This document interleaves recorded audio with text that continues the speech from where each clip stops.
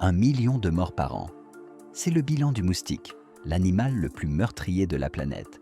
Oubliez les requins, les loups ou les serpents, la véritable menace pèse à peine 2 mg. Et aujourd'hui, elle ne se cache plus dans les jungles tropicales. Elle est en Europe. Elle est dans votre jardin. Nous passons au microscope, le vampire le plus parfait de l'évolution. Tout d'abord, cassons un mythe tenace. Les moustiques ne se nourrissent pas de votre sang. Au quotidien, mâles et femelles boivent le nectar des fleurs. Ce sont d'importants pollinisateurs. Alors, pourquoi vous piquent-ils? En réalité, seules les femelles passent à l'attaque. Et elles ne le font pas par faim, mais par instinct de survie. Elles ont un besoin vital des protéines et du fer contenu dans votre sang pour développer leurs œufs. Une seule de vos gouttes de sang permet à une femelle de pondre jusqu'à 200 œufs d'un coup. Pour elle, vous n'êtes pas un repas. Vous êtes une maternité. Et pour vous trouver, la femelle est équipée d'un système de traque impitoyable. À plus de 30 mètres de distance, elle détecte le dioxyde de carbone que vous expirez en respirant. À 10 mètres, ses antennes analysent l'acide lactique et l'ammoniac présent dans votre sueur. À 1 mètre, elle perçoit les ondes de chaleur émises par votre corps. C'est pour cette raison scientifique que certaines personnes sont de véritables aimants à moustiques, tandis que d'autres sont épargnés. Votre odeur corporelle est une signature qu'elle sait lire dans l'obscurité totale. Que se passe-t-il exactement lorsqu'elle se pose sur vous? Elle ne vous pique pas avec une simple aiguille. C'est une illusion d'optique. Sa trompe cache un arsenal de 6 lames chirurgicales microscopiques.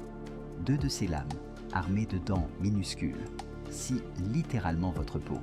2 autres lames écartent les tissus pour ouvrir le passage. La 5e est une paille qui aspire votre sang. La 6e lame, la plus vicieuse, injecte la salive du moustique. Cette salive contient un anesthésiant pour que vous ne sentiez pas la coupure et un anticoagulant pour empêcher votre sang de coaguler pendant le pompage. C'est cette même salive que votre système immunitaire va attaquer quelques minutes plus tard, provoquant cette fameuse rougeur et les démangeaisons insupportables. Une opération parfaite, exécutée en 90 secondes. Mais d'où viennent-ils soudainement à l'arrivée des beaux jours?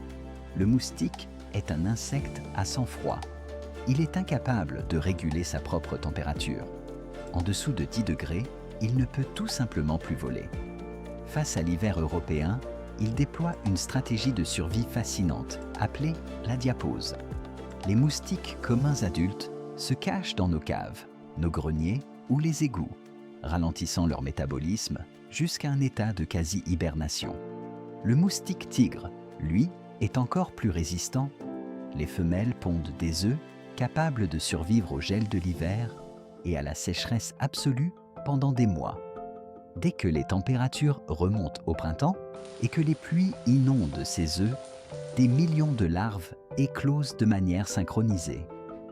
C'est cette mécanique implacable qui explique l'explosion des populations dès les premières chaleurs, et cette prolifération estivale apporte avec elle un danger majeur. Si la piqûre du moustique commun européen a longtemps été une simple nuisance, l'invasion du moustique tigre, la Aedes albopictus, a totalement changé la donne. Originaire d'Asie, ce moustique diurne aux pattes rayées est ce qu'on appelle un vecteur. Lorsqu'il pique une personne ou un animal infecté, il aspire le virus. Ce virus se multiplie dans son organisme avant de remonter dans ses glandes salivaires. À la piqûre suivante, il transmet la maladie. Aujourd'hui, sur le sol européen, le moustique tigre déclenche des épidémies locales de dengue, de chikungunya et du virus Zika. Des maladies virales extrêmement lourdes qui n'existaient pas sous nos latitudes il y a encore 20 ans. Et nous ne sommes pas les seules cibles. Nos animaux de compagnie paient un très lourd tribut. Les moustiques transmettent aux chiens et aux chats un parasite mortel appelé la dirofilariose, plus connu sous le nom de maladie du ver du cœur. Les larves microscopiques injectées par le moustique migrent directement vers le cœur et les poumons de votre animal, provoquant une insuffisance cardiaque souvent fatale si elle n'est pas détectée à temps. Les chevaux, eux, sont menacés par le virus du Nil occidental qui s'attaque directement à leur système nerveux central. Face à ce fléau absolu, et aux millions de victimes qu'il fait chaque année, une question logique s'impose. Pourquoi ne pas tous les exterminer? Que se passerait-il réellement demain si nous éradiquions les moustiques de la surface de la Terre? La réponse va probablement vous choquer, car dans l'ombre, le moustique maintient en vie des écosystèmes entiers. Que se passerait-il si nous pouvions appuyer sur un bouton magique pour éradiquer définitivement les moustiques de la surface de la Terre? La tentation est immense. Mais la réponse des scientifiques est unanime. Ce serait une catastrophe écologique sans précédent. Pour comprendre pourquoi, il faut regarder la situation dans sa globalité. Sur les 3500 espèces de moustiques recensées dans le monde, seule une centaine s'attaquent à l'être humain. Les autres ignorent totalement notre existence. Et surtout, elles jouent un rôle fondamental dans la mécanique de la nature. Un rôle que l'on soupçonne rarement. Ils sont les jardiniers de l'ombre. Tout comme les abeilles ou les papillons, la majorité des moustiques se nourrit exclusivement de nectar. En volant de fleur en fleur pour boire ce liquide sucré, ils transportent du pollen accroché à leurs pattes et à leurs poils. Dans certaines régions du globe, comme dans la toundra arctique ou pour certaines espèces d'orchidées sauvages, les moustiques sont les pollinisateurs principaux. Sans eux, ces plantes disparaîtraient tout simplement, entraînant la mort des herbivores qui s'en nourrissent. C'est le fameux effet papillon. Mais leur utilité ne s'arrête pas là. Avant même d'avoir des ailes, le moustique est un nettoyeur hors pair. Pendant les premières semaines de leur vie, les larves vivent sous l'eau. Et ce sont de véritables stations d'épuration miniatures. Elles filtrent l'eau en permanence pour se nourrir de micro-organismes, d'algues et de feuilles mortes en décomposition. En digérant ces déchets, elles transforment la matière morte en nutriments essentiels pour les plantes aquatiques. Sans les larves de moustiques, beaucoup de nos étangs et de nos marécages se transformeraient en eau morte, étouffées par la pourriture. Et puis, il y a la cruelle loi de la nature. Le moustique est à la base de la chaîne alimentaire. Il est la proie parfaite, une biomasse gigantesque qui sert de repas à une armée de prédateurs redoutables. Dans le ciel, l'escadron de la mort est mené par la libellule.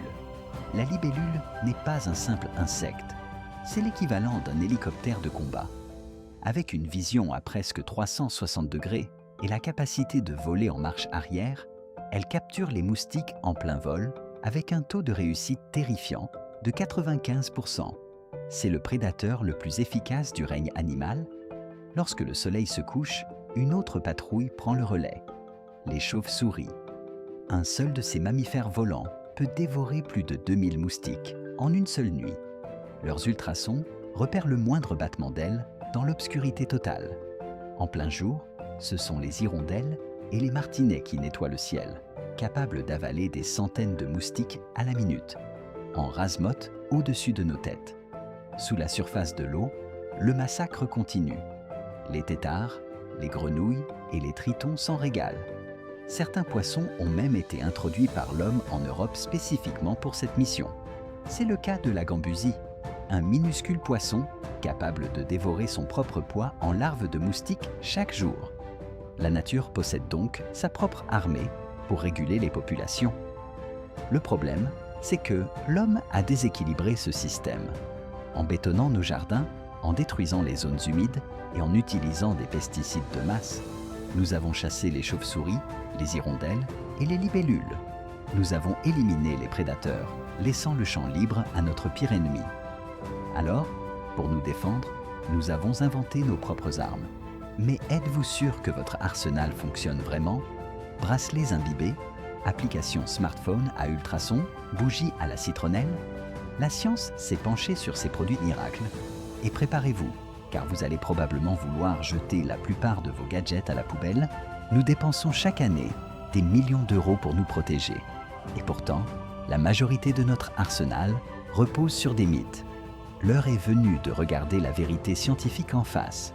Commençons par la plus grande arnaque technologique de ces dernières années, les applications smartphone à ultrasons.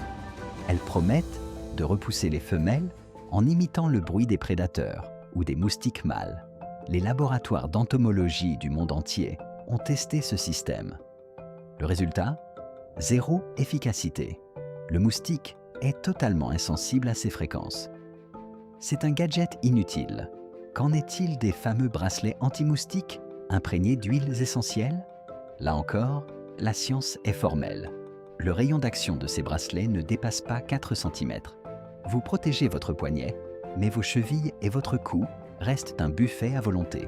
Et les remèdes de grand-mère, la bougie à la citronnelle ou le géranium sur le rebord de la fenêtre. Ces plantes contiennent bien des molécules qui dérangent l'insecte, mais leur concentration dans l'air est beaucoup trop faible. Un moustique tigre, affamé et guidé par votre chaleur corporelle, traversera sans hésiter le nuage de votre bougie pour atteindre sa cible. Alors, qu'est-ce qui fonctionne vraiment? Si vous voulez gagner cette guerre, vous devez utiliser ce que les scientifiques appellent la cape d'invisibilité. L'Organisation mondiale de la santé ne valide qu'une poignée de molécules actives, le DEET, l'icaridine ou encore l'IR3535. Ces produits chimiques de synthèse ne se contentent pas de repousser le moustique. Ils agissent directement sur son système nerveux. Lorsque vous pulvérisez ces lotions sur votre peau, la molécule bloque instantanément les récepteurs olfactifs de l'insecte. Son radar est brouillé. Il ne sent plus votre acide lactique. Il ne détecte plus votre dioxyde de carbone. Pour le moustique, vous venez littéralement de disparaître. Vous êtes devenu chimiquement invisible. Mais se cacher ne suffit plus. L'Europe a décidé de passer à l'offensive. La biologie est en train de remplacer la chimie, avec une technique digne d'un film de science-fiction, l'arme génétique. Dans plusieurs régions du sud de l'Europe, les scientifiques déploient actuellement une stratégie spectaculaire, appelée la technique de l'insecte stérile. L'idée est un véritable coup de génie. Des millions de moustiques tigres mâles sont élevés en laboratoire. Ils sont ensuite irradiés au rayon X ou modifiés pour devenir totalement stériles. Rappelez-vous, le mâle ne pique pas, il est inoffensif pour l'homme. Ces millions de mâles stériles sont ensuite relâchés dans la nature par des drones ou des avions.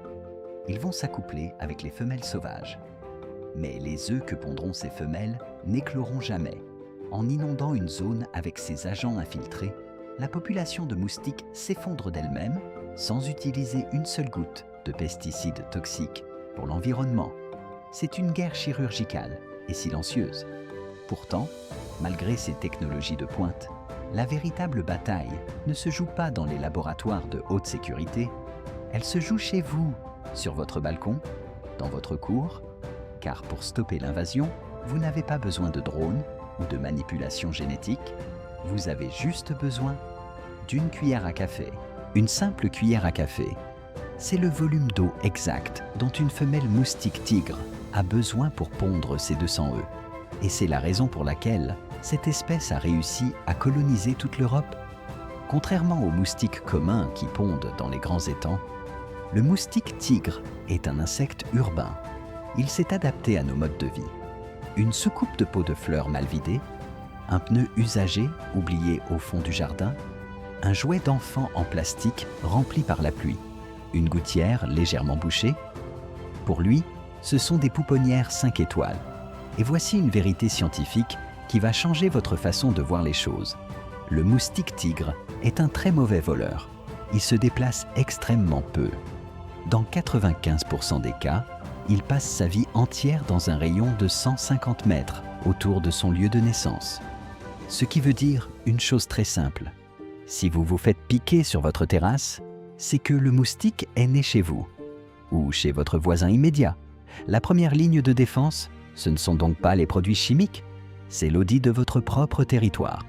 Une fois par semaine, videz scrupuleusement la moindre goutte d'eau stagnante. Couvrez vos récupérateurs d'eau de pluie avec des moustiquaires étanches. Si vous lui enlevez ses maternités, la colonie s'effondre en quelques jours. Ensuite, reprenez le contrôle en reformant une alliance avec la nature. Rappelez l'armée des prédateurs.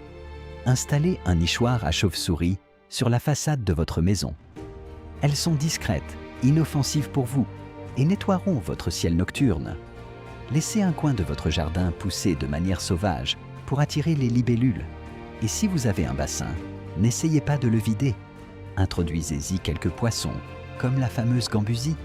Ils s'occuperont de dévorer la moindre larve avant même qu'elle ne prenne son envol En fin de compte, le moustique n'est pas un monstre. Il n'a aucune mauvaise intention. C'est une machine biologique parfaite, un chef-d'œuvre de l'évolution qui a survécu aux dinosaures, aux glaciations et qui s'adapte aujourd'hui à nos villes de béton avec une efficacité terrifiante. Il nous rappelle que malgré toute notre technologie, nous faisons toujours partie de la chaîne alimentaire. S'il est l'animal le plus mortel de la planète, c'est avant tout parce qu'il nous force à nous adapter. Et comprendre son fonctionnement intime, c'est la seule façon de cohabiter avec lui, tout en protégeant ceux que nous aimons. Merci d'avoir plongé avec nous dans le monde fascinant du plus grand vampire de l'histoire. Si cette vidéo vous a appris quelque chose de nouveau, montrez-le nous en cliquant sur le bouton « J'aime juste »